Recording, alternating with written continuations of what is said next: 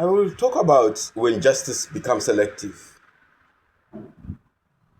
For many years, the global churches, declared its solidarity with Israel. We pray for peace of Jerusalem, we honor the historical covenant, and we reject anti Semitism in all its forms.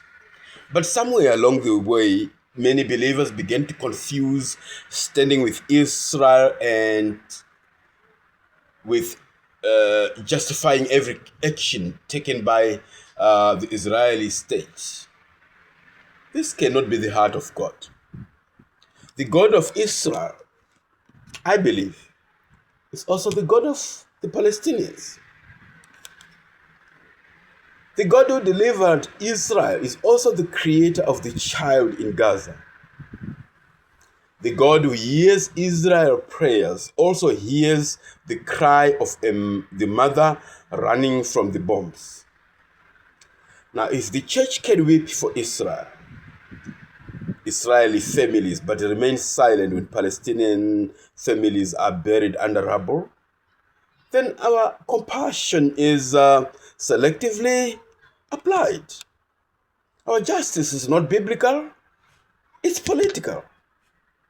Our witness becomes tribal instead of Christ-like. God, the God of Israel, is not Israel. God is not Palestinian. God is God. And God holds every human life sacred. Donald Trump's campaign, during that campaign, he made me admire certain qualities in him. I loved his strength. I loved his confidence and clarity. I prayed for him, hoping he would lead with justice and courage. But leadership is revealed over time. His recent behavior, particularly towards South Africa, has been deeply disappointing. The spreading of false claims about this nation, the unnecessary diplomatic hostility, and the refusal to engage respectfully have ended not only international relationships but also the dignity of those it targets. Even Americans, many Americans, from citizens to commentators, have spoken out against belittling of President Cyril Ramaphosa. They recognize that such conduct is undignified and damaging to the values America claims to uphold. And then came the decision to block South Africa's participation in the G20. Say all you want. That is not diplomacy. That is not leadership. It's senseless bullying. South Africa is a sovereign nation with global importance, excluding South Africa without just cause. It's not a demonstration of strength. It's a demonstration of insecurity. When a leader's speech and actions consistently demean, attack, or exclude vulnerable communities such as immigrants, Somalis, and other minorities, it becomes difficult to continue admiring that leader. Policies and rhetoric that treat human beings as disposable reveal a moral compass in urgent need of correction. Now, it may seem strange to compare the behavior of a global political figure such as Donald Trump with the behavior of church leaders. But when patterns of leadership harm ordinary people, the comparison becomes unavoidable. This is not about individuals. It's about systems of power and how they treat people who disagree, question, or simply ask for fairness. Number one, let's see the relationship with power. I'm comparing Donald Trump and Hillsong Church leaders. Relationship with power. Donald Trump often projects power through dominance and confrontation. Now, Hillsong leaders, in my experience, use spiritual authority to exclude rather than shepherd. Both lean towards control over humility. Number two, the treatment of critics. Trump publicly belittles, discredits those who challenge him.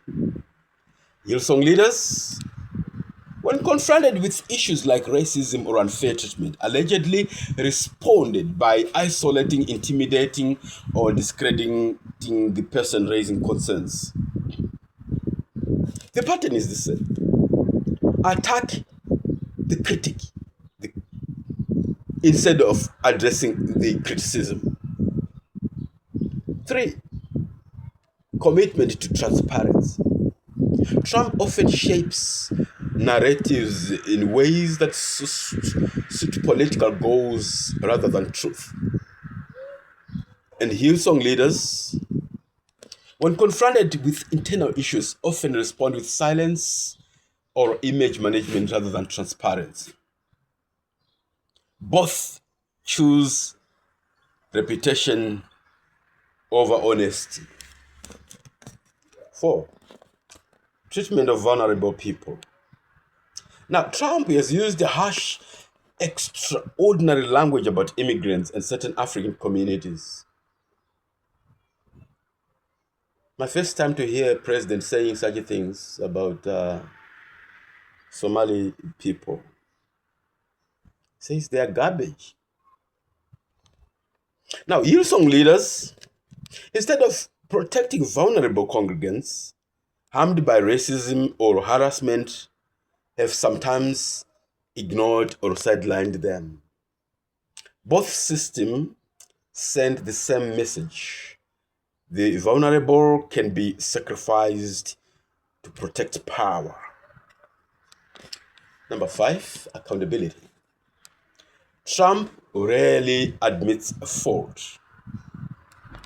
Hillsong leaders resist accountability when ordinary congregants raise concerns. Both create cultures where leadership is unquestionable and criticism is unwelcome. It is troubling and heartbreaking when spiritual leadership begins to mirror political strong arming. The church is called to be the light of the world. But when leaders behave like political figures, known for division, defensiveness, and the silencing of critics, that light dims. The purpose of this comparison is to expose harmful systems and call for change. Whether in Washington, Cape Town, or church in Stellenbosch, leadership is legitimate only when it serves with compassion, truth, and humility. The church must be consistent. If you stand with Israel, we must stand with Palestinians too. If you pray for political leaders, we must also hold them accountable. If we claim to follow Jesus, we must reflect his heart, not the behavior of worldly power. Because justice that excludes the oppressed is not justice. And a church that imitates politics loses its spiritual authority. I thank you.